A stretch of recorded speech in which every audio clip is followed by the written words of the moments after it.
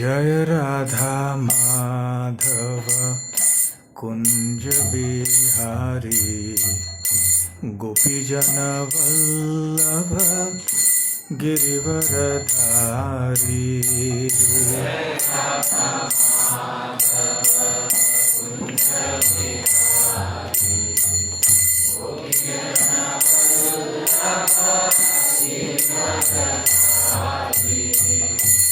यशोदानंदन ब्रज जन रंजन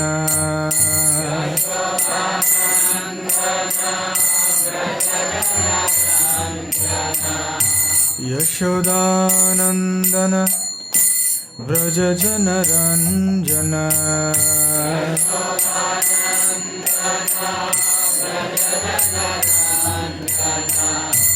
यमुना तीरा वनचारी।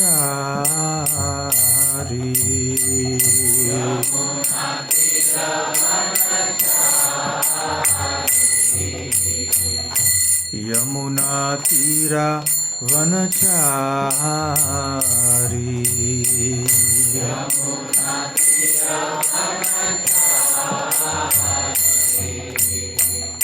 जय राधा माधव कुंज बिहारी गोपीजन वल्लभ गिरिवरधारी।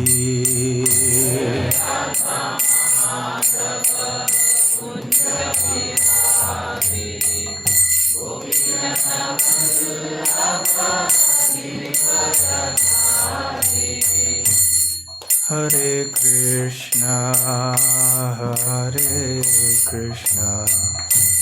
कृष्णा कृष्णा हरे हरे हरे राम राम राम हरे हरे।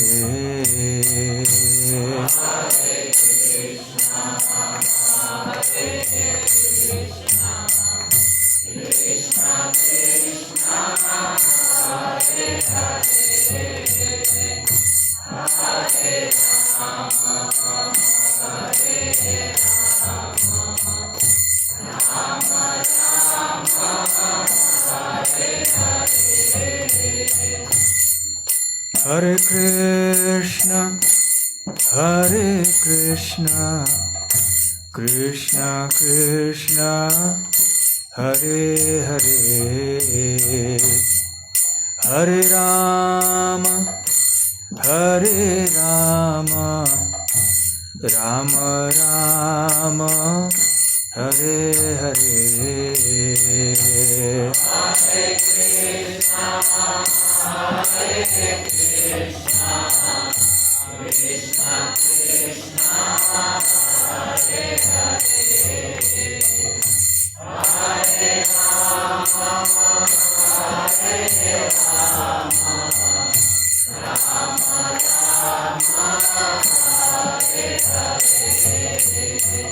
हरे कृष्णा कृष्ण कृष्ण हरे हरे हरे राम राम राम हरे हरे।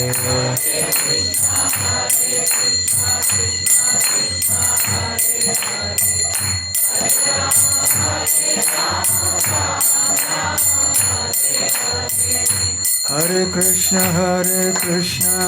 कृष्ण कृष्ण हरे हरे हरे राम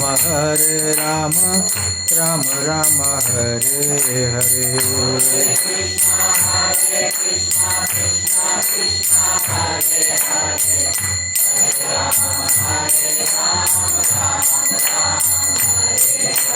हरे Krishna Krishna Krishna Hare Hare Hare Ram Ram Ram Hare Hare.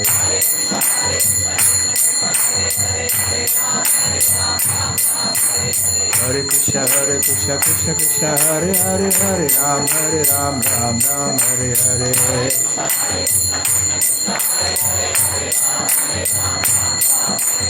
Hare Krishna Krishna Krishna Hare Hare Hare Ram Ram Ram Hare Hare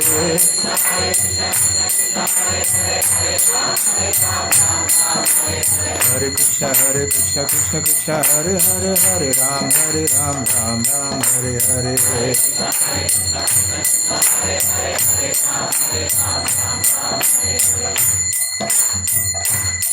Jaya Radha Gokulananda Radha Gokulananda Radhe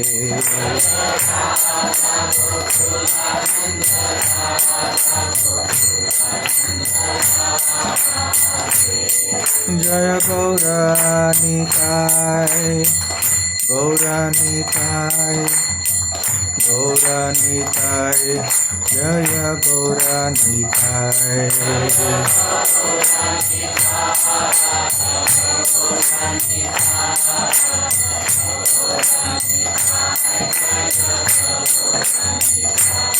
Jaya Jagannatha Jaya Jagannatha Jaya Baladeva Jaya Subhadra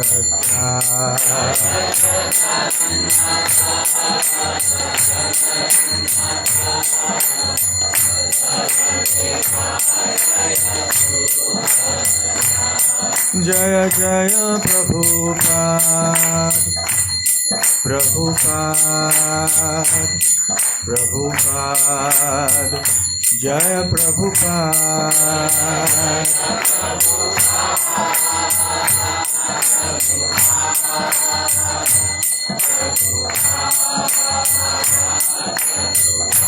Nitai Gaura Hari Bol Hari Bol Hari Bol Nitai Gaura Hari Bol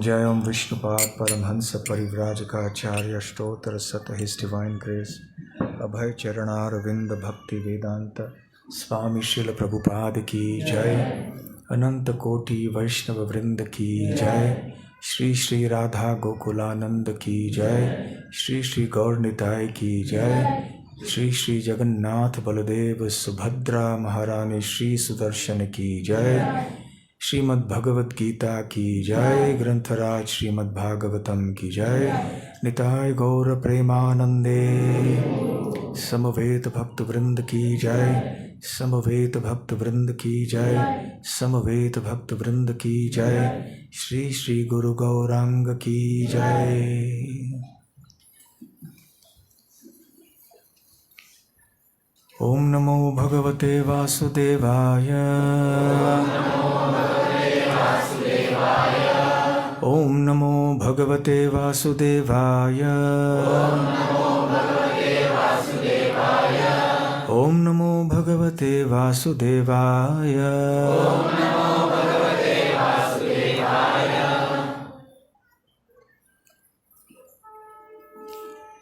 Shrimad Bhagavad Gita 18वां अध्याय श्लोक संख्या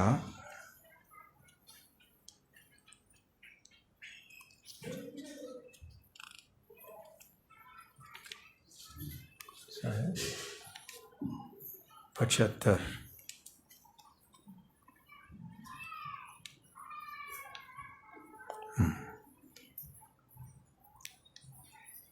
व्यास प्रसादात् श्रुतवान् एतत् गुह्यम् अहं परं योगं योग ईश्वरात् कृष्णात् साक्षात् कथयतः व्यास प्रसादात् श्रुतवान् एतद्गुह्यमहं परम् योगं योगेश्वरात् कृष्णात् साक्षात् कथयतः स्वयं व्यासप्रसादात् श्रुतवान् एतद्गुह्यमहं परम् योगं योगेश्वरात् कृष्णात् साक्षात् कथयतः स्वयं व्यासप्रसादात् श्रुतवान् एतद्गुह्यमहं परम् योगं योगेश्वरात् कृष्णात् साक्षात् कथयतः स्वयं व्यास प्रसादात् व्यासदेव की कृपा से श्रुतवान सुना है एतत् इस गुह्यम गोपनीय अहम मैंने परम योगम योग को योग ईश्वरात् योग के स्वामी कृष्णात् कृष्ण से साक्षात् कथयतः कहते हुए स्वयं। अनुवाद और तात्पर्य श्रील प्रभुपाद द्वारा। अनुवाद। व्यास की कृपा से मैंने ये परम गुह्य बातें साक्षात योगेश्वर कृष्ण के मुख से अर्जुन के प्रति कही जाती हुई सुनी। तात्पर्य।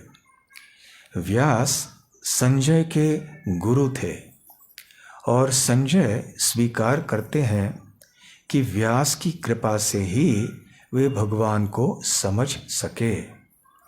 इसका अर्थ यह हुआ कि गुरु के माध्यम से ही कृष्ण को समझना चाहिए, प्रत्यक्ष रूप से नहीं। गुरु स्वच्छ माध्यम है, यद्यपि अनुभव फिर भी प्रत्यक्ष ही होता है। गुरु परंपरा का यही रहस्य है। जब गुरु प्रामाणिक हो तो भगवत गीता का प्रत्यक्ष श्रवण किया जा सकता है, जैसा अर्जुन ने किया। संसार भर में अनेक योगी हैं, लेकिन कृष्ण योगेश्वर हैं। उन्होंने भगवत गीता में स्पष्ट उपदेश दिया है, मेरी शरण में आओ। जो ऐसा करता है वह सर्वोच्च योगी है। 6ठे अध्याय के अंतिम श्लोक में इसकी पुष्टि हुई है। योगिनाम अपि सर्वेषाम। नारद कृष्ण के शिष्य हैं और व्यास के गुरु। अतएव व्यास अर्जुन के ही समान प्रामाणिक हैं, क्योंकि वे गुरु परंपरा में आते हैं और संजय व्यासदेव के शिष्य हैं। अतएव व्यास की कृपा से संजय की इंद्रियां विमल हो सकीं और वे कृष्ण का साक्षात दर्शन कर सके तथा उनकी वार्ता सुन सके। जो व्यक्ति कृष्ण का प्रत्यक्ष श्रवण करता है वह इस गुह्य ज्ञान को समझ सकता है। यदि वह गुरु परंपरा में नहीं होता तो वह कृष्ण की वार्ता नहीं सुन सकता। अतएव इसका ज्ञान सदैव अधूरा रहता है। विशेषतया जहाँ तक भगवत गीता समझने का प्रश्न है।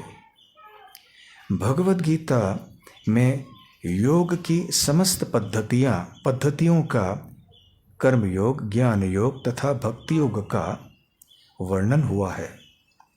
श्री कृष्ण इन समस्त योगों के स्वामी हैं, लेकिन यह समझ लेना चाहिए कि जिस तरह अर्जुन कृष्ण को प्रत्यक्षतः समझ सकने के लिए भाग्यशाली था, उसी प्रकार व्यासदेव की कृपा से संजय भी कृष्ण को साक्षात सुनने में समर्थ हो सका।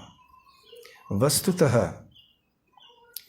कृष्ण से प्रत्यक्षतः सुनने एवं व्यास जैसे गुरु के माध्यम से प्रत्यक्ष सुनने में कोई अंतर नहीं है। गुरु भी व्यासदेव का प्रतिनिधि होता है। अतएव वैदिक पद्धति के अनुसार अपने गुरु के जन्म दिवस पर शिष्यगण व्यास पूजा नामक उत्सव रचाते हैं। अनुवाद को दोहराइए। व्यास की कृपा से मैंने ये परम गुह्य बातें साक्षात योगेश्वर कृष्ण के मुख से अर्जुन के प्रति कही जाती हुई सुनी।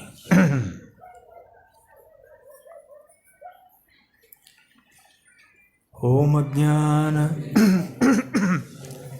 ज्ञानाञ्जनशलाकया उन्मीलितं येन तस्मै श्रीगुरवे नमः। श्रीचैतन्यमनोभीष्टं स्थापितं येन भूतले स्वयं रूप कदा मह्यं ददाति स्वपदान्तिकं।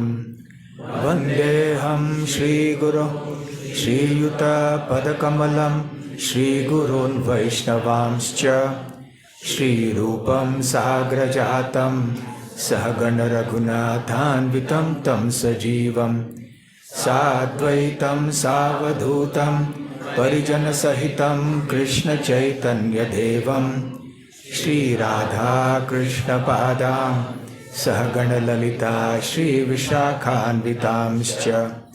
नमो ॐ विष्णुपादाय कृष्णप्रेष्ठाय भूतले श्रीमते भक्तिवेदान्त स्वामिनिति नामिने।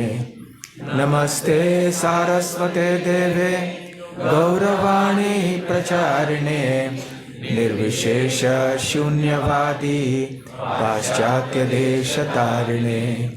मूकं करोति वाचालं पंगुं लंघायते गिरिं यत्कृपातमहं वन्दे श्रीगुरून् दीनतारणम्। वाञ्छाकल्पतरुभ्यश्च कृपा सिन्धुभ्य एव च पतितानां पावनेभ्यो वैष्णवेभ्यो नमो नमः। नमो महावदान्याय कृष्णप्रेमप्रदायते कृष्णाय कृष्णचैतन्य नामने गौरत्विषे नमः। पंचतत्वात्मकं कृष्णं भक्तरूपस्वरूपकं भक्तावतारं भक्ताख्यं नमामि भक्तशक्तिकम्। आराध्यो भगवान् ब्रजेशतनयस्नाम वृन्दावनम् रम्या काचिदुपासना व्रजवधू वरकेणया कल्पिता। श्रीमद्भागवतं प्रमाणममलं प्रेमापुमर्थो महान् श्रीचैतन्यमहाप्रभोर्मतमिदं तत्रादरः न परः। हे कृष्ण करुणा सिन्धो दीनबन्धो जगत्पते गोपेश गोपिका कांत राधा कांत नमोस्तुते। तप्त कांचन गौरांगी राधे वृंदावनेश्वरी वृषभानुसुते देवी प्रणमामि हरिप्रिये। जय श्री कृष्ण चैतन्य प्रभु नित्यानंद श्री अद्वैत गदाधर श्रीवासादि गौर भक्त वृंद। हरे कृष्णा कृष्णा कृष्णा हरे हरे हरे राम राम राम हरे हरे। हरे कृष्णा। कल गुरु पूर्णिमा है, इसलिए भक्तों ने निवेदन किया कि गुरु पूर्णिमा के विषय में प्रवचन हो तो अच्छा रहेगा। तो आज दोपहर को और कल शाम को भी इसी विषय पर चर्चा होगी। साथ साथ इस उत्सव का महत्व क्या है, अर्थात इसे क्यों मनाया जाता है, किन के सम्मान में ये मनाया जाता है, इसकी चर्चा आज और कल हम करेंगे। गुरु तत्व की इतनी चर्चा नहीं करेंगे, परंतु जिनके सम्मान में ये उत्सव मनाया जाता है उनकी चर्चा हम करेंगे, और वो हैं श्रील व्यासदेव। श्रील व्यासदेव जी के सम्मान में ये उत्सव मनाया जाता है। इसलिए इस उत्सव को अर्थात गुरु पूर्णिमा को व्यास पूर्णिमा भी कहते हैं। वैसे भगवान श्री कृष्ण ही मूल या परम गुरु हैं। कृष्णम वंदे जगत गुरुम। जगत गुरु हैं श्री कृष्ण, संपूर्ण गुरु तत्व के स्रोत हैं, आदि गुरु।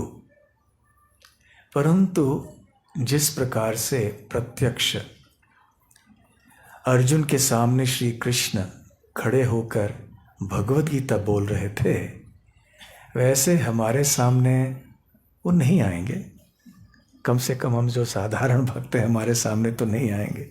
आप में से कोई बहुत विशेष हो तो शायद आ सकते हैं, परंतु प्रभुपाद जी हमें यहाँ सांत्वना देते हैं कि संजय को उतना ही लाभ मिला जबकि उन्होंने व्यासदेव से कृष्ण कथा सुनी और व्यासदेव की कृपा प्राप्त की। व्यासदेव उनके गुरु थे। तो श्रील प्रभुपाद जी समझाते थे कि संजय और अर्जुन दोनों की परिस्थिति में कोई अंतर नहीं है। यद्यपि अर्जुन ने प्रत्यक्ष श्री कृष्ण के मुखारविंद से भगवद गीता सुनी, फिर भी संजय भी उतने ही भाग्यशाली थे, क्योंकि उन्होंने अपने गुरु व्यासदेव जी के मुखारविंद से कृष्ण कथा सुनी, उनकी कृपा प्राप्त की। और इसलिए श्रील प्रभुपाद जी तात्पर्य में कहते हैं कि जो गुरु होते हैं वो व्यासदेव जी के प्रतिनिधि होते हैं, और इसलिए जो गुरु का जन्मदिन होता है वो व्यास पूजा के नाम से जाना जाता है। व्यास पूजा का दिन होता है। वैसे साधारणतः गुरु पूर्णिमा के दिन गुरुजनों का सम्मान किया जाता है, परंतु गौड़ीय संप्रदाय आदि में, भक्ति संप्रदायों में हर एक व्यक्ति अपने अपने गुरुजनों के जन्मदिन को व्यास पूजा मानते हैं। हम अलग से ऐसे गुरु पूर्णिमा नहीं मनाते हैं, परंतु क्योंकि ये एक वैदिक उत्सव है, एक बहुत महत्वपूर्ण समय है, इसलिए ये चर्चा करना भी आवश्यक है। तो गुरु व्यासदेव जी के प्रतिनिधि होते हैं। तो मूल गुरु श्री कृष्ण हैं। कृष्ण के प्रतिनिधि इस संसार में व्यासदेव जी हैं, और जितने भी गुरुजन हैं जो लोगों को वैदिक ज्ञान देते हैं वो व्यासदेव जी के प्रतिनिधि हैं। इसलिए व्यासदेव जी से अभिन्न हैं। इसलिए जब भी कोई व्यक्ति भगवद गीता, श्रीमद् भागवतम या किसी अन्य वैदिक ग्रंथ के ऊपर प्रवचन दे रहा हो, तो जिस आसन पे वो बैठा हुआ होता है उस आसन को क्या कहते हैं? व्यासासन। व्यास का आसन या व्यास पीठ, ये कोई साधारण कुर्सी नहीं है। इसलिए जैसे हम यहाँ मंदिर में इतनी सारी कुर्सियाँ हैं और कोई भी व्यक्ति आके यहाँ बैठ सकते हैं, परंतु इस आसन को ऐसे कुर्सी समझनी नहीं चाहिए। कभी कोई कुर्सी कम पड़ गई तो यहाँ आके बैठ गए, ऐसा नहीं करना है। ये व्यासदेव जी की गद्दी है, इसलिए यहाँ बैठते समय बहुत सावधानी से बैठना होता है और बोलते समय भी बहुत सावधानी से बोलना होता है। इसकी जो गरिमा है, इसका जो सम्मान है, ये बनाए रखना है। इसलिए हमें इस तरह से बात नहीं करना है व्यास पीठ के ऊपर बैठे हुए, जैसे हो सकता है हम बाहर कहीं बात करें। वैसे भी कोई गलत बात बाहर भी नहीं करनी चाहिए, परंतु विशेष करके जब व्यासासन पर कोई व्यक्ति बैठा हुआ होता है तो मर्यादा का पालन अवश्य करना चाहिए, ये जानकर कि वो व्यक्ति अभी व्यासदेव जो इस संसार के भीतर आदि गुरु हैं, उनका प्रतिनिधित्व कर रहे हैं। व्यासदेव की ओर से व्यक्ति व्यासदेव जी ने सिखलाए हुए ज्ञान को जो प्रदान कर रहे हैं, वो यहाँ पर व्यासपीठ या व्यास आसन पर बैठते हैं। तो इसलिए व्यासदेव जी बहुत महत्वपूर्ण है हमारे लिए। व्यास शब्द का अर्थ क्या है? व्यास का अर्थ है या संपादन करना या तो फिर विभाजन करना। तो व्यासदेव जी वो देव हैं जिन्होंने वेदों का विभाजन किया, वेदों का संपादन किया। ऐसे बताया जाता है शास्त्रों में कि 4 युग होते हैं, हम सब जानते हैं, सत्य, त्रेता, द्वापर, कली होते हैं। इनमें लोगों की बुद्धि अच्छी होती है। विशेष करके सत्य युग में लोगों की बुद्धि बहुत तीव्र होती है, स्मृति शक्ति भी बहुत तीव्र होती है। इसलिए उनको ग्रंथों की, किताबों की, आंखों की बात कर रहे हैं हम देखते हैं कि जब वाल्मीकि मुनि ने रामायण की रचना की तो वो ढूंढ रहे थे ऐसे कोई योग्य शिष्यों को जो कि उनकी रचना को पूरी तरह से कंठस्थ कर पाएं। और वाल्मीकि रामायण में कितने श्लोक हैं? 24,000। तो 24,000 श्लोकों को कंठस्थ करना, और वो भी कम समय में, एक बार उन्होंने सुना दिया, बस इन्होंने सुना और कंठस्थ कर लिया।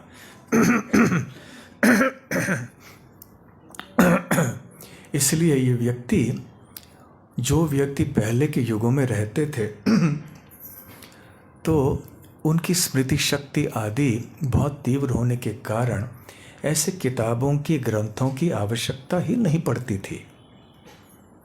परंतु क्योंकि कलयुग में सबकी स्मृति शक्ति बहुत ही कोमल है, बहुत ही दुर्बल है, तीव्र नहीं है, हम भूल जाते हैं, समझ नहीं पाते हैं, हमारी बुद्धि भी इतनी तीव्र नहीं होती है। विशेष करके आध्यात्मिक विषयों को समझने की जो एक वृत्ति होती है वो नहीं है, बुद्धि भी उतनी नहीं है। तो इसलिए आजकल यहाँ इस कलयुग में लिखने की आवश्यकता पड़ी, रचना करने की आवश्यकता पड़ी। तो व्यासदेव जी ने उस वैदिक ज्ञान का संपादन किया। इसका अर्थ क्या है? इसका अर्थ ये है कि पहले जितना भी ज्ञान था उसे वेद कहते थे। वेदों में कोई विभाजन नहीं था, ये ज्ञान एक ही संपूर्ण ज्ञान था। आजकल पाठशालाओं में से भी विषयों का विभाजन होता है। कोई एक भाषा सिखाते हैं, फिर कोई इतिहास है, कोई अर्थव्यवस्था है, कोई गणित है, कुछ भूगोल है, या पहले से ही अलग अलग विषय सिखाते हैं। फिर छात्रों को या छात्रियों को लगता है कि नहीं, मुझे ये विषय अच्छा लगता है, वो विषय अच्छा नहीं लगता। परंतु जो आदि वेद ज्ञान था सब एक था, एक विषय था। उसके कई विभाजन अवश्य थे, परंतु पुराने काल के जो ऋषि मुनि होते थे, जो वैदिक ज्ञान के पंडित होते थे, वो सब कुछ जानते थे। चाहे वो गणित हो, चाहे वो ज्योतिष शास्त्र हो, चाहे वो खेती की बात हो, कुछ भी हो, सब कुछ जानते थे। तो वेद व्यास जी ने क्या किया, उन्होंने सारे वेद को इकट्ठा किया। जो इधर उधर अलग अलग मंत्र हैं, अलग अलग और रचनाएं हैं, उन सब को इकट्ठा किया। इसलिए संपादन व्यास, वेद व्यास। और फिर उन्होंने विभाजन भी किया, क्योंकि उन्हें पता था कि इतना एक विशाल ग्रंथ हम बनाएंगे तो कलयुग में लोग इसको पढ़ ही नहीं पाएंगे, नहीं समझ पाएंगे इसको। तो उन्होंने विभाजन किया 4 वेदों में। तो इसका वर्णन पुराणों में आता है, महाभारत में है और श्रीमद् भागवतम में भी है। तो ये 4 कौन से हैं ये वेद? ऋग्वेद, यजुर्वेद, सामवेद, अथर्ववेद। और इसके अतिरिक्त और भी कई ग्रंथ हैं जो पुराण हैं, इतिहास हैं इत्यादि। तो व्यासदेव जी ने क्या किया, उन्होंने अपने कई प्रमुख शिष्यों को चुना। जैसे कि उन्होंने पैल ऋषि को चुना, और जो उन्होंने ऋग्वेद की रचना की थी वो उनके हवाले कर दी। फिर वैशंपायन ऋषि थे, उनको यजुर्वेद उनके हाथों में सौंप दिया। फिर जैमिनी ऋषि थे, उनके हाथों में सामवेद सौंप दिया। और उसके बाद में सुमंतु नाम के एक ऋषि थे, जो अंगिरा के नाम से भी जाने जाते हैं, उनको अथर्ववेद सौंप दिया। ये सूत गोस्वामी श्रीमद् भागवतम में बता रहे हैं। और फिर वो कहते हैं कि मेरे पिताजी रोमहर्षण या लोमहर्षण, उनको श्रील व्यासदेव जी ने इतिहास और पुराण सौंप दिए। सौंप दिए का अर्थ है कि उन्होंने इनको ये सिखलाया भी, और फिर उन्होंने कंठस्थ भी कर लिया। और इसकी रचना करके फिर ये अब अभी तक लिखित रूप में नहीं आया, फिर भी वो परंपरा चलती आई। फिर ऋग्वेद की परंपरा बनी, सामवेद की परंपरा बनी। इस प्रकार से 4 वेदों की परंपराएं शुरू हो गईं, सब उत्पन्न हुए। तो वैदिक ज्ञान इस प्रकार से फैला संपूर्ण विश्व में, संपूर्ण पृथ्वी के ऊपर। तो व्यासदेव जी को हम गुरु क्यों मानते हैं, आदि गुरु क्यों मानते हैं, और ये गुरु पूर्णिमा का महोत्सव उनके सम्मान में विशेष रूप से क्यों मनाया जाता है? क्योंकि गुरु कौन होता है? गुरु वो होता है जो हमें ज्ञान देता है। परंतु किस प्रकार का ज्ञान? केवल साधारण ज्ञान जब कोई व्यक्ति देता है तो हम ठीक है, दुनिया में साधारण बोली में उसे भी गुरु मानते हैं। कोई जैसे किसी को खेल सिखा देता है, कई बार कोई जुआ सिखा देता है, वो तो ये मेरा भी गुरु है, जुए का गुरु है ये। जैसे कोई चोरी है, चोरों की संप्रदाय भी होती है ना। चोरों के समाज में भी जो नया लड़का या नई लड़की होती है उनको पकड़ते हैं, उनको सिखाते हैं। कोई उस्ताद होता है, गुरु होते हैं, उनको सिखाते हैं देखो कैसे जेब कतार बनना चाहिए, कैसे चोरी करनी चाहिए। तो ये भी तो ज्ञान है ना एक प्रकार का, ये भी एक प्रकार की कला है। तो साधारण शब्दों में भरे वो चोर का ये तो मेरे गुरु हैं, परंतु ऐसे गुरु को हम नहीं मानते। तो गुरु शब्द का वास्तविक तात्पर्य है जो अज्ञान के अंधकार को नष्ट कर सके, जो बहुत भारी है। गुरु और लघु, इन 2 शब्दों को आपने सुना होगा।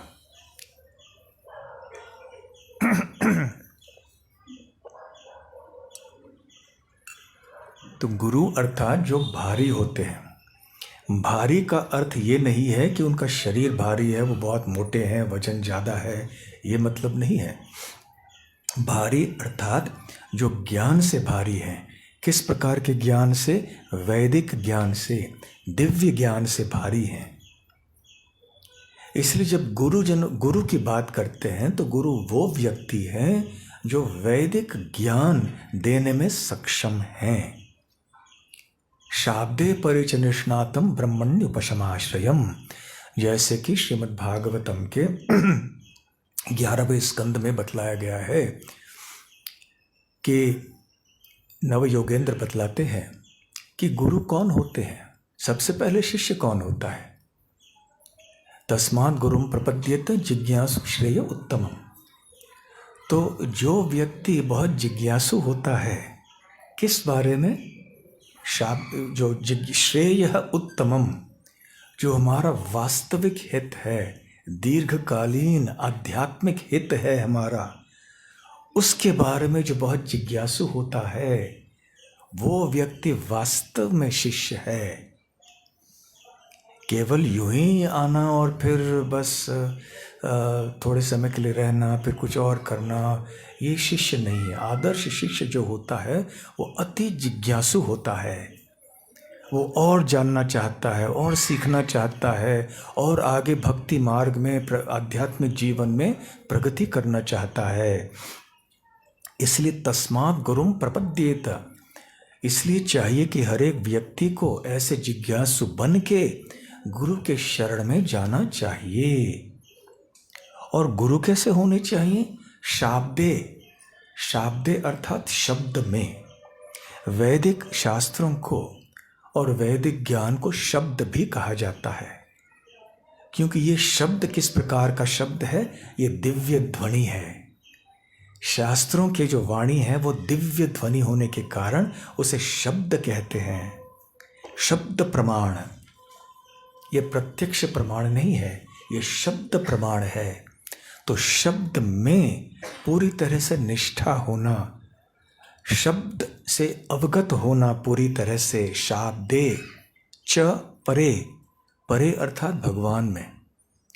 तो गुरु वो हैं जिनको शास्त्रों में अर्थात वैदिक ज्ञान में और भगवान में पूरी श्रद्धा है, उनको पूरा ज्ञान है, समझ है शास्त्रों का, और अन्यों को शास्त्रों की बातें समझा सकते हैं, समझाने की क्षमता उनमें है। और साथ साथ ब्रह्मणि उपशमाश्रयम, जिन्होंने पूरी तरह से इन दोनों के प्रति आश्रय स्वीकार कर लिया है, जो शरणागत हैं इनके प्रति। तो इसलिए गुरु वो होते हैं जो वैदिक ज्ञान देते हैं। वैसे वेदों के मूल स्रोत तो भगवान स्वयं हैं।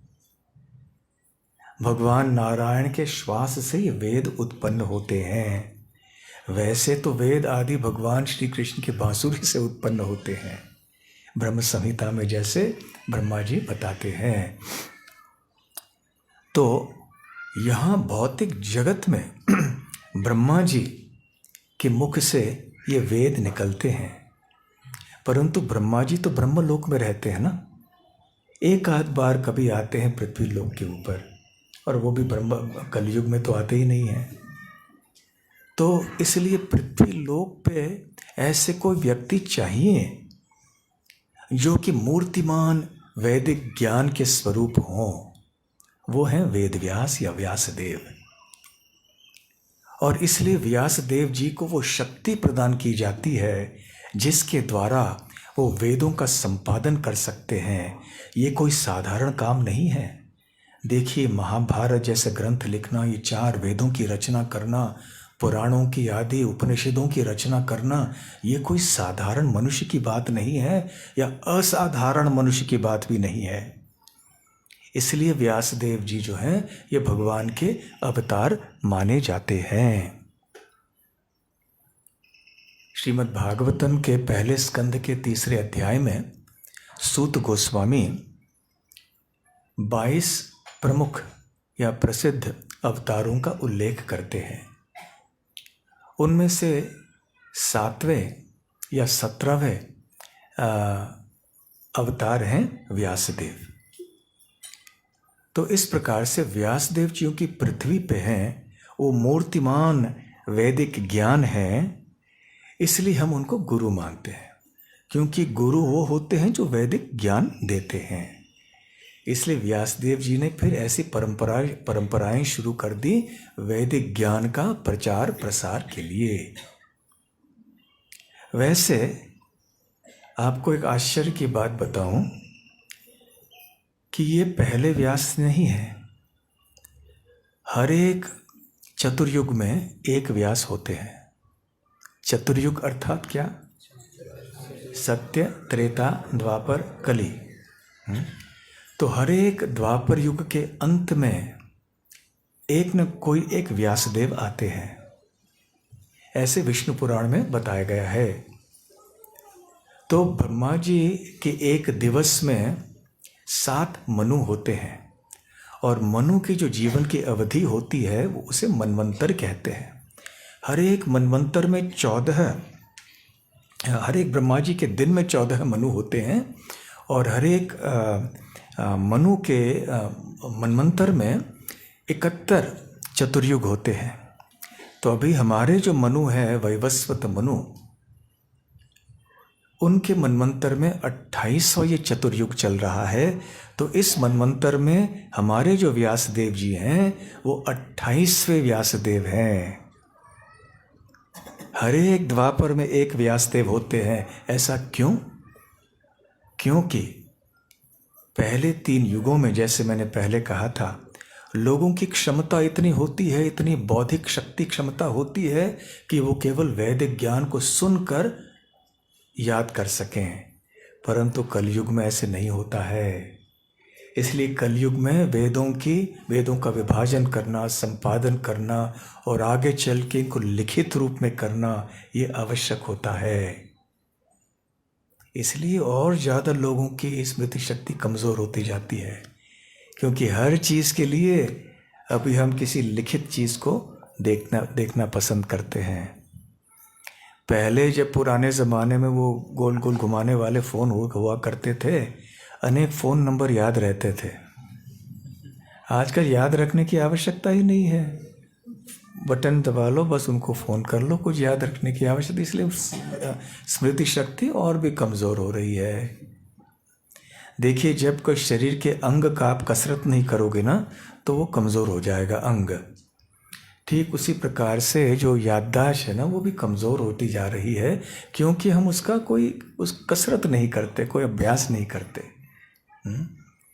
इसलिए बीच बीच में चीज़ों को याद करने का प्रयास करना चाहिए, अभ्यास करना चाहिए। परंतु कौन सी चीज़ें? वैदिक ज्ञान से संबंधित। तो खैर, ये 28वें व्यासदेव जी हैं। सबसे पहले व्यास इस मनवंतर में कौन बने? स्वयं ब्रह्मा जी। ब्रह्मा जी के बाद आए प्रजापति, फिर शुक्राचार्य, बृहस्पति। ये अलग अलग मनवंतरों, ये अलग अलग चतुर्युगों में व्यासदेव बने और बहुत सारे बने व्यासदेव। धर्मराज बने, सूर्यदेव बने, इंद्र बने, वशिष्ठ मुनि बने और अब 28वें जो व्यासदेव हैं वो हमारे व्यासदेव हैं। और इसके बाद में जब 71वें व्यासदेव आएंगे और ये मनवंतर समाप्त हो जाएगा, तो फिर अगला मनवंतर शुरू होगा। परंतु इस 28वें चतुर्युग के बाद जब 29वां मनवंतर चतुर्युग आएगा, तो उस चतुर्युग के द्वापर के अंत में व्यासदेव जी कौन बनेंगे? अश्वत्थामा। अश्वत्थामा चिरंजीवियों में से एक है ना, तो वो रहेंगे इस चतुर्युग के अंत में भी वो रहेंगे। उनकी मृत्यु नहीं होगी, बहुत लंबी आयु उनकी है। तो अश्वत्थामा 29वें व्यासदेव जी बनेंगे। इस प्रकार से ये हमारे व्यासदेव हैं। तो भगवान को ऐसे वेद पुराण आदि की रचना करने की आवश्यकता पड़ी, क्योंकि विशेष करके कलयुग में लोगों की क्षमता नहीं होती है आत्म साक्षात्कार को प्राप्त करने के लिए अपनी इच्छा से। इसलिए चैतन्य महाप्रभु सनातन गोस्वामी को कहते हैं, माया मुग्ध जीवर नाही स्वतः कृष्ण ज्ञान, जीवेर कृपा कोइला कृष्ण वेद पुराण। वो कहते हैं कि माया मुग्ध जीवेर, वो जीव जो बद्ध है, जो माया से मुग्ध हो चुका है, भ्रमित हो चुका है, उसके अंदर वो क्षमता नहीं रहती कि वो स्वतः स्वयं कृष्ण भावना भावित बन जाए। इसलिए ऐसे जीवों के ऊपर कृपा करने के लिए श्री कृष्ण ने वेद पुराण आदि इनकी रचना की। कृष्ण ने किस रूप में इन शास्त्रों की रचना की?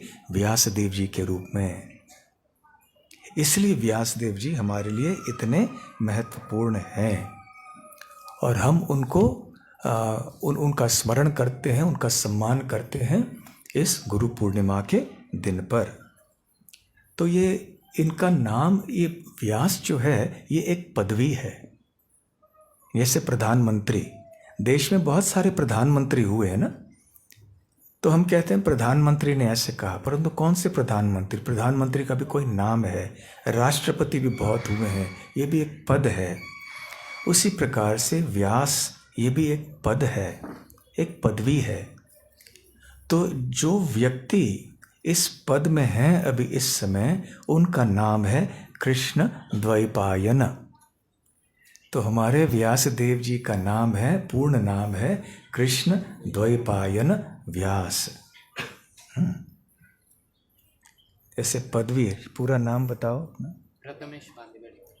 प्रथमेश बांदीवाड़ेकर। बांदीवाड़ेकर। तो प्रथमेश बांदीवाड़ेकर, तो बांदीवाड़ेकर तो बहुत है, ये प्रथमेश बांदीवाड़ेकर है। ये पद है बांदीवाड़ेकर की, परिवार का नाम है, परंतु विशेष कौन है उस परिवार में, वो नाम भी दिया हुआ है। उसी प्रकार से व्यास है, वो पद है, पर उनको नाम क्या है? कृष्ण द्वैपायन।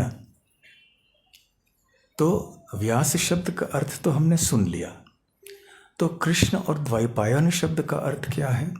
कृष्ण अर्थात जो सांवले हैं, क्योंकि उनके शरीर की कांति भी सांवले रंग की थी व्यासदेव जी की, हमारे व्यासदेव जी की, इसलिए उनका नाम हुआ कृष्ण। और उनका जन्म एक द्वीप के ऊपर हुआ, इसलिए उनका नाम है द्वैपायन। उनके पिता हैं पराशर मुनि, उनकी माता हैं सत्यवती। पराशर मुनि जब एक बार नदी पार कर रहे थे एक नौके में, फिर उन्होंने जो महिला जो नौका चला रही थी, जिसका नाम था मत्स्यगंधा, आगे चल के सत्यवती के नाम से भी जानी जाती है, उनके द्वारा व्यासदेव की उत्पत्ति की। और वो एक मछुआरे की कन्या थी, तो उन्होंने वरदान दिया कि जो पुत्र तुम्हारा होगा वो वैदिक ज्ञान में पारंगत होगा, बहुत ही विद्वान होगा, वो वेदों की रचना करेगा, बहुत बड़ा तपस्वी रहेगा, बहुत बड़ा संत बन जाएगा, तुम चिंता नहीं करो और तुम कुमारी बनी रहोगी। ऐसे पराशर मुनि ने वरदान दिया।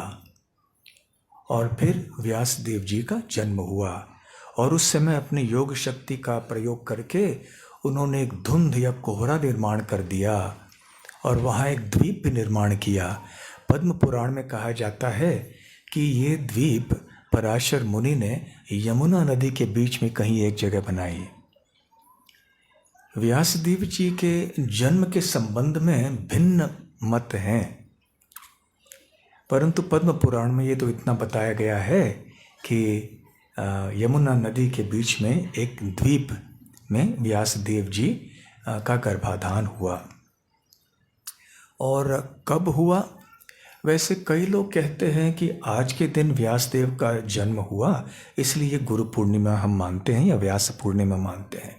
परंतु साधारणतः जितने बड़े विद्वान हैं उनका मानना ये है कि आज के दिन उनका जन्म नहीं हुआ, उनका जन्म वैशाख शुक्ल द्वादशी में हुआ, जिसको वसंत द्वादशी कहते हैं। उसमें व्यासदेव जी का, हमारे कृष्ण द्वैपायन व्यास का जन्म हुआ। फिर आगे चल के उन्होंने वेदों की रचना करना शुरू कर दिया।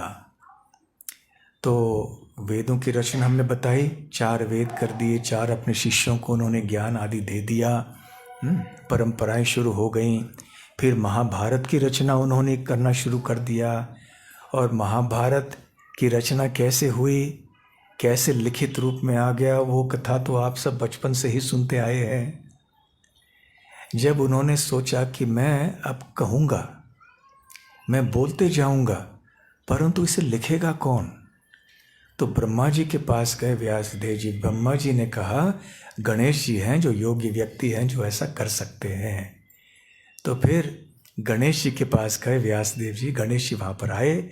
उन्होंने कहा अवश्य शिरोधारी, आपकी सेवा करने का अवसर मुझे मिला है तो मैं अवश्य करूँगा, महाभारत को मैं लिखूँगा।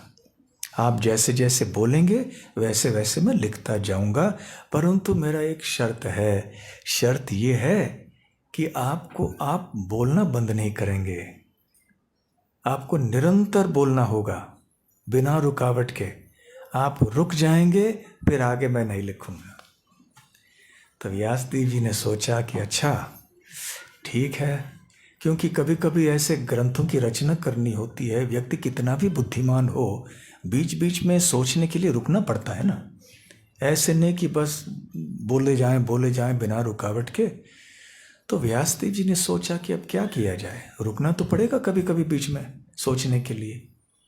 तो फिर व्यासदेव जी ने कहा गणेश जी से कि ठीक है, आपका शर्त कबूल है, स्वीकार है, परंतु मेरा भी एक शर्त है।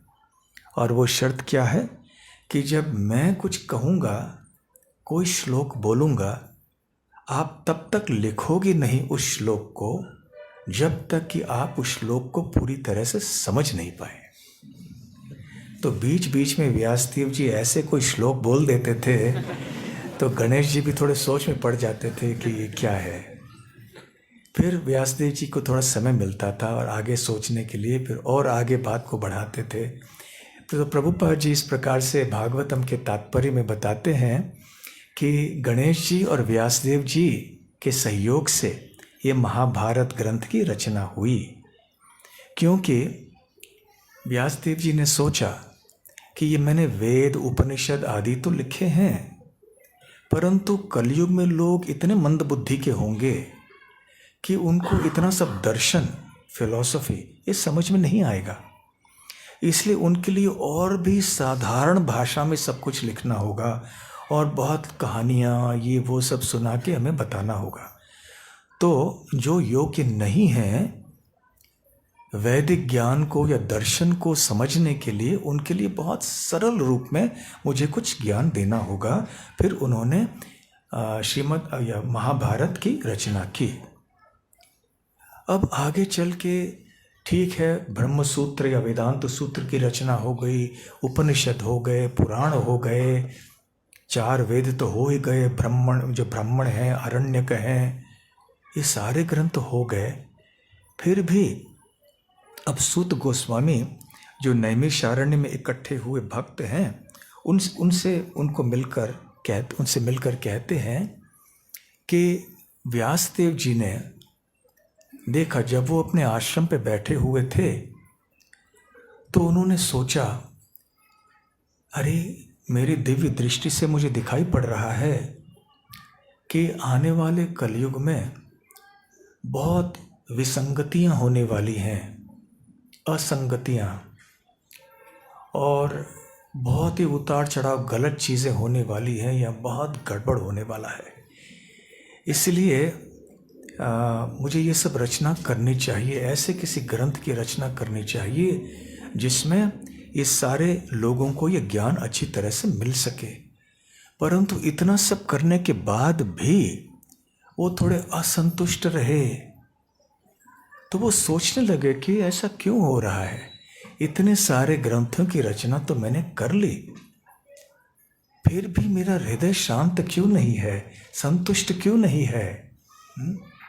क्या इसका कारण ये हो सकता है कि इतने सारे ग्रंथों को लिखने के बाद भी इन ग्रंथों में मैंने भगवान श्री कृष्ण की लीलाओं के ऊपर इतना जोर नहीं दिया, श्री कृष्ण की लीलाओं का विस्तार में वर्णन नहीं किया, कृष्ण भक्ति के बारे में मैंने बहुत विस्तार में कुछ कहा नहीं।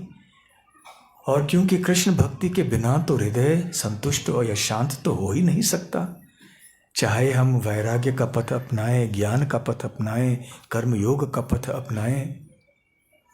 तो जब ऐसे ही गहरी सोच में वो पड़े हुए थे तो उस समय वहां पर नारद मुनि प्रकट हुए। नारद मुनि ने तो ब्रह्मा जी से दीक्षा ली है, ब्रह्मा जी के पुत्र उनके शिष्य हैं, वो तो साक्षात भगवान का दर्शन समय समय पर करते रहते हैं, सीधे वैकुंठ में प्रवेश कर लेते हैं, भगवान के पास जाते हैं। ऐसे महान भक्त हैं नारद मुनि। तो नारद मुनि को पता चला, क्योंकि व्यास जी उनके शिष्य थे, कि वो आए देखने के लिए कि व्यासदेव जी की क्या दशा है। तो आए व्यासदेव जी के सामने कि अरे मुनिवर, ऐसे प्रतीत होता है कि आप संतुष्ट नहीं है, ऐसा क्यों है वत्स? इतने विद्वान हो आप, इतने तपस्वी आप हो, इतने सारे ग्रंथों की रचना आपने की है, फिर भी आपका हृदय संतुष्ट क्यों नहीं है? आपके चेहरे से ऐसे दिखाई पड़ता है कि कोई बात है जिससे कि आप असंतुष्ट हैं।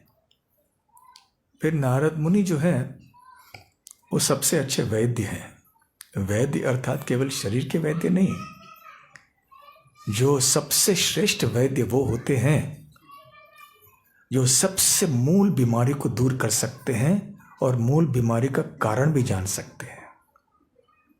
एक बार जब प्रभुपाद जी अमेरिका में थे तो भारत से एक जादूगर वहाँ पर आए थे, पीसी सरकार, बहुत प्रसिद्ध जादूगर थे।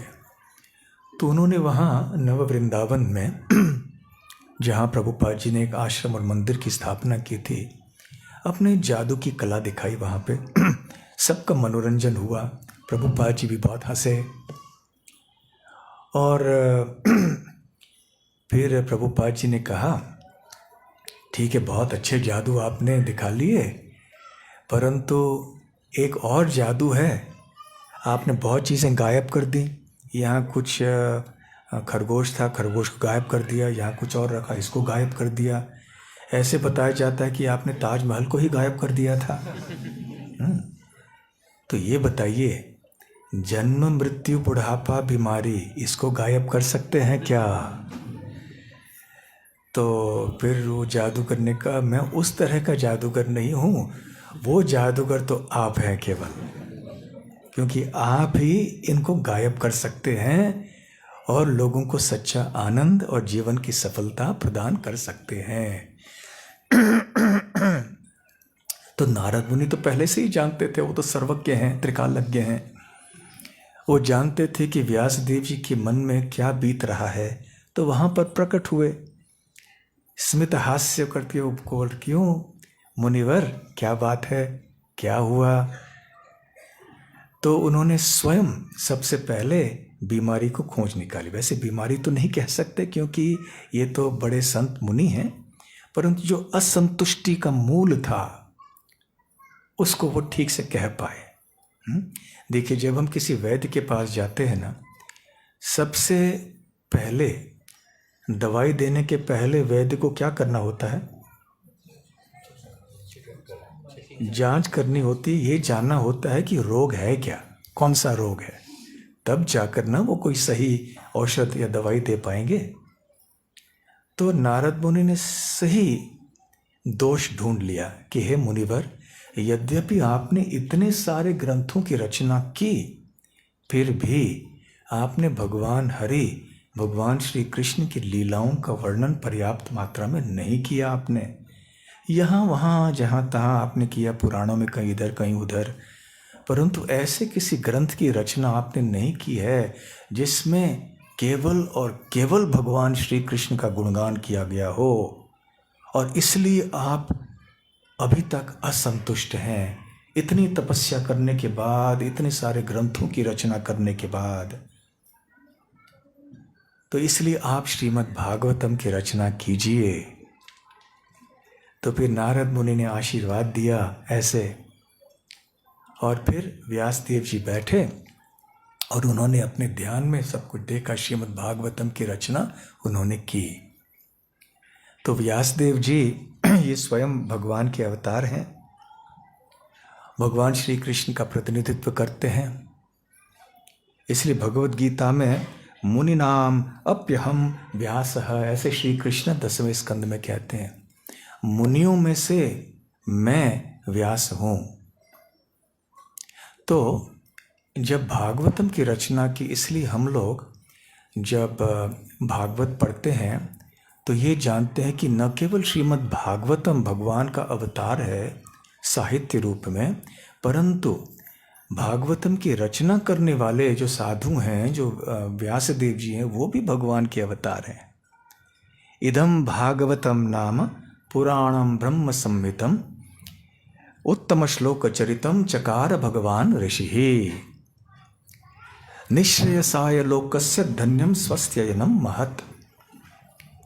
तो सूत गोस्वामी कहते हैं कि ये जो भागवतम नाम का शास्त्र है, इदम भागवतम नाम पुराणम, ये भागवत पुराण नाम का जो शास्त्र है, ब्रह्म संहितम, ये साक्षात भगवान है। तो ये श्रीमद् भागवतम हो, श्रीमद् भगवत गीता हो, ये भी भगवान के अवतार माने जाते हैं, शब्द रूप में, साहित्य रूप में। तो इनको अवतार से कम नहीं मानना चाहिए, इसलिए बहुत ही अच्छे ढंग से इन ग्रंथ को रखना चाहिए। यहाँ वहाँ जैसे वैसे नहीं रखना चाहिए, किसी गंदे स्थानों में नहीं रखना चाहिए, पूरे सम्मान से रखना चाहिए इन ग्रंथों को। तो पुराणम ब्रह्म संहितम उत्तम श्लोक चरितम, इन ग्रंथों में ये भगवान से अभिन्न क्यों है श्रीमद् भागवतम? क्योंकि इस ग्रंथ में भगवान श्री कृष्ण, जिनका और एक नाम है उत्तम श्लोक, उनके चरित्र का वर्णन पाया जाता है। और इस ग्रंथ की रचना किसने की? चकार रचना कर किसने की? भगवान ऋषि ही। कौन ऋषि हैं? ये व्यासदेव, और ये भगवान भी हैं। निःश्रेयसाय लोकस्य, समस्त लोगों के लिए ये परम श्रेयस का कार्य है। धन्यम स्वस्त्ययनम महत्, परिपूर्णता का एक मार्ग है ये, संपूर्ण ऐश्वर्य सौंदर्य सुख से भरा हुआ ये ग्रंथ है। तो इसलिए ये जो जिस ग्रंथ की रचना अंततः व्यासदेव जी ने की, ये है श्रीमद् भागवतम, और ये हमारे लिए भी एक गुरु समान है। सर्ववेदेतिहासानाम सारम सारम समुद्रिताम, सूत गोस्वामी कहते हैं सारे जो जितने भी वेद हैं, इतिहास हैं, पुराण हैं, उपनिषद हैं, इनके सार का सार है ये। तो व्यासदेव जी की ये सबसे महत्वपूर्ण रचना है, जो संपूर्ण शास्त्रों को, वैदिक शास्त्रों के ज्ञान का निचोड़ है, श्रीमद् भागवतम। इसलिए जो सबसे श्रेष्ठ गुरु हैं वो हैं जो हमें श्रीमद् भागवतम का ज्ञान देते हैं। और चैतन्य महाप्रभु ने यही सिखलाया है कि हमारे लिए सबसे श्रेष्ठ पुराण है। तो व्यासदेव जी का को जब हम गुरु मानते हैं, इसके लिए इतने सारे कारण हैं। तो सूत गोस्वामी ने फिर कहा कि मैंने ये श्रीमद् भागवतम सुना शुकदेव गोस्वामी से, और शुकदेव गोस्वामी ने, और वही श्रीमद् भागवतम हे मुनिवर मुनिगणों मैं आपको सुना रहा हूँ नैमिषारण्य में। उधर शुकदेव गोस्वामी ने राजा परीक्षित को सुनाई। तो श्रीमद् भागवतम की चलती रही। और आज हम सब इतने सौभाग्यशाली हैं कि श्रील प्रभुपाद जी की कृपा से यही सर्वश्रेष्ठ ग्रंथ, जो सर्वोपरि ग्रंथ है, संपूर्ण शास्त्रों का निचोड़ है इतिहास में, वो सब श्रील व्यासदेव जी का ही कार्य आगे बढ़ा रहे हैं। इसलिए श्रील प्रभुपाद जी की गुरु पूजा होती है, उनकी व्यास पूजा होती है। तो चाहे कोई शिक्षा गुरु हो, दीक्षा गुरु हो, वो सारे के सारे व्यासदेव जी के प्रतिनिधि माने जाते हैं।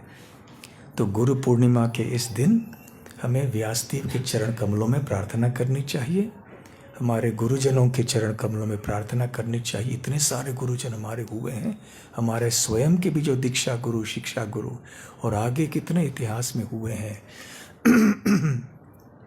सबका सम्मान करते हुए हमें गुरु पूर्णिमा का महोत्सव मनाना चाहिए। हरे कृष्ण कृष्ण कृष्ण हरे हरे, हरे राम राम राम हरे हरे। कोई प्रश्न है? टीका टिप्पणी?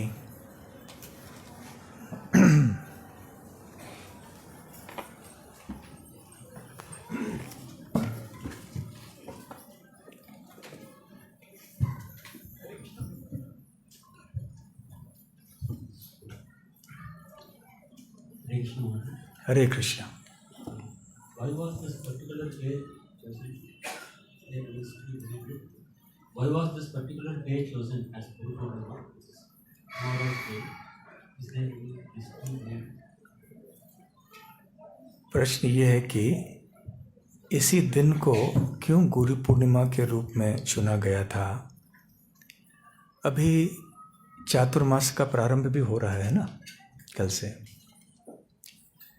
वैसे हम लोग पूर्णिमांत पद्धति को मानते हैं, कई लोग एकादशी से मानते हैं, आषाढ़ एकादशी से उनका चातुर्मास शुरू हो जाता है। हमारा चातुर्मास आज से शुरू हो गया है अभी, तो ये एक कारण हो सकता है।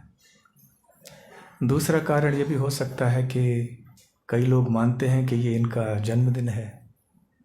जो भी है, लेकिन ये दिन अब तय हो गया है कि ये गुरु पूर्णिमा है, जिस दिन हम व्यास देव जी का सम्मान करते हैं। और हमारे लिए एक और महत्वपूर्ण बात है कि सनातन गोस्वामी पाद का दिन है ये, लेकिन थोड़ा बहुत वो कल शाम को हो सके तो चर्चा करेंगे, ठीक है। हरे कृष्ण। कि आपने प्रवचन में बोला कि सत्ययुग में कैसे लोग थे, एक बार बोले तो सुन जाते थे। उसके बाद कलयुग का भी ये किया कि आप कलयुग के लोग बंद होते हैं और याद नहीं रहता, बार बार ये जाते हैं। फिर भी हम सत्संग में या मंदिर में बोलते हैं श्लोक पठन करो, ये करो, तो कलयुग का लक्षण है, फिर भी कैसे हम याद करें। हमारी स्मृति शक्ति, बुद्धि सत्ययुग त्रेतायुग आदि की तुलना में कमज़ोर है। इसका अर्थ ये नहीं है कि इनका उपयोग हमें नहीं करना चाहिए। जितना है उतना उपयोग करना चाहिए, और जितना उपयोग करेंगे वो इतने प्रबल बन जाएंगे। उपयोग नहीं करेंगे तो और भी दुर्बल बन जाएंगे, और सही चीज़ के लिए इनका उपयोग करना चाहिए, ठीक है। अच्छा, और एक मुझे सूचना करनी थी। आप सब जानते हैं कि हमारा एक प्रकल्प है गोकुल धाम। गोकुल धाम का नाम आपने कितने भक्तों ने सुना है? सबने सुना है। तो एक ऐसे खेती आदि, गोरक्षा खेती आदि का प्रकल्प है। यहाँ से लगभग 35 किलोमीटर दूर गोवा की ओर, जाम्बोटी से आगे। तो वहाँ पर ये खेती का प्रकल्प कई वर्षों से चल रहा है। फिर गौशाला भी है, और गुरुकुल भी हम प्रारंभ कर रहे हैं लगभग उसी इलाके में। तो आगे चल के इन प्रकल्पों को, और जो और एक प्रकल्प वहाँ पे चल रहा है वो है कि लोगों के स्वास्थ्य के लिए कैसे गांव में रहने वाले जितने भी लोग हैं एक संपूर्ण स्वास्थ्य की कल्पना हो जाए, ताकि न केवल शरीर के लिए, आत्मा के लिए, मन के लिए इत्यादि। तो ये सारे प्रकल्प वहाँ किए जा रहे हैं। तो हम ऐसे भी कोई योजनाएं बनाना चाहते हैं जिनके द्वारा थोड़ी आर्थिक सहायता इन प्रकल्पों को मिल जाए, ताकि आने वाले सालों में वो अच्छी तरह से चल सकें। तो ऐसे कृषि और गोरक्षा पर आधारित ऐसे कई ग्राम उद्योग, कुटीर उद्योग छोटे पैमाने पर हम लोग कर रहे हैं, वहाँ के गांवों को साथ में लेकर। तो ये पहला उद्देश्य है कि यहाँ इन प्रकल्पों के लिए कोई आर्थिक सहायता मिल जाए। दूसरा उद्देश्य है कि गांव में जो रहने वाले लोग हैं, हमारे भक्त, और जो अन्य भी हैं जो शायद हमारे भक्त न भी हों, वो सब गांव छोड़ के अभी शहर में जा रहे हैं और गांव का जीवन छोड़ रहे हैं। तो हम उनको एक सात्विक जीविका का साधन भी प्रदान करना चाहते हैं, जिसके द्वारा वो राजसिक तामसिक कार्यों को छोड़कर सात्विक कार्यों को स्वीकार करके गोकुल धाम और कृष्ण भक्ति से भी जुड़ जाएं। तो गांव, सारे आसपास के गांव में और गोकुल धाम में भी जो लोग रहते हैं और आसपास के गांव में रहते हैं, उनके लिए भी एक आमदनी उत्पन्न हो जाए, ऐसी आमदनी जिससे वो कृष्ण भक्ति से भी जुड़ सकें। और फिर जो लोग थोड़ी कुटीर उद्योग के उत्पादन को खरीदेंगे, देखेंगे, जगह जगह बेलगाम में भी और बाहर भी, उनको भी पता चलेगा कि सरल जीवन ऊंचे विचार कितना महत्वपूर्ण है, कृषि गोरक्षा कितना महत्वपूर्ण है। तो वो भी धीरे धीरे से सरल जीवन ऊंचा विचार ऐसा जीवन वो स्वीकार करने के लिए प्रेरित हो जाएंगे। तो ये सारे उद्देश्य हैं। इसलिए हम अनेक ऐसे चीज़ों का उत्पादन करने वाले हैं। तो सबसे पहला जो उत्पादन है वो अभी आपको हम दिखा रहे हैं, एक धूप है जो हमने बनाया है। तो ये पैकेट है, तो आज से इसका शुरुआत हम कर रहे हैं। और ये अगरबत्ती से श्रेष्ठ है। जो अगरबत्ती है जो बाज़ार में मिलता है वो रासायनिक पदार्थों से बना हुआ होता है, जो कि जब वो जलता है तो हमारे उसका धुआं जो है वो रासायनिक पदार्थों का होने के कारण हमारे स्वास्थ्य के लिए अच्छा नहीं होता है। और साथ साथ में अगरबत्ती के अंदर वो बांस होता है, तो बांस भी जलता है, तो उसके जलने से भी थोड़ा प्रदूषण आदि हो जाता है। तो और कई कमियां हैं उसकी, परंतु ये शुद्ध गोबर और जो प्राकृतिक ऐसे औषधियां हैं उनसे बनाया हुआ है। वो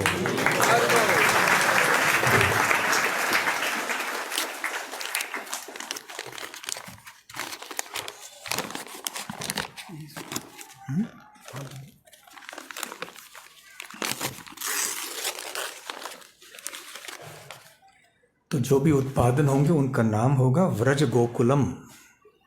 व्रज गोकुलम नाम दिया है।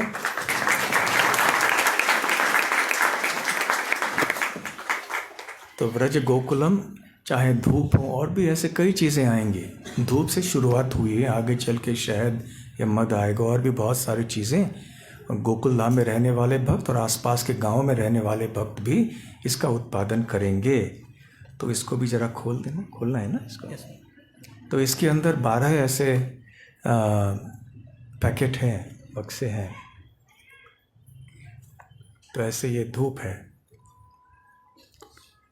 तो बहुत अच्छा है, प्राकृतिक है। कभी हमने सेल्समैनगिरी नहीं की है, अभी पहली बार कर रहे हैं। ये ऐसा धूप, हम लोग यहाँ भी ऐसा धूप ही प्रयोग करते, भी अगरबत्ती नहीं इस्तेमाल करते हम लोग। ऐसे धूप को जलाने से प्राणवायु भी अच्छा हो जाता है और सुगंध भी अच्छा है, बहुत शुद्ध पावन एक वातावरण हो जाता है। तो यह व्रज गोकुलम धूप और ऐसे बहुत सी चीज़ें, तो आप में से जो लेना चाहें देख सकते हैं, और आपके रिश्तेदार हैं वगैरह और को मित्र हैं उनको भी आप दे सकते हैं। हाँ, तो यहाँ हमारे मैचलेस गिफ्ट शॉप में भी उपलब्ध हैं। ठीक है। तो भक्तों की इच्छा थी कि आज उद्घाटन यहीं पे हो जाए, आज के दिन। हरे कृष्णा।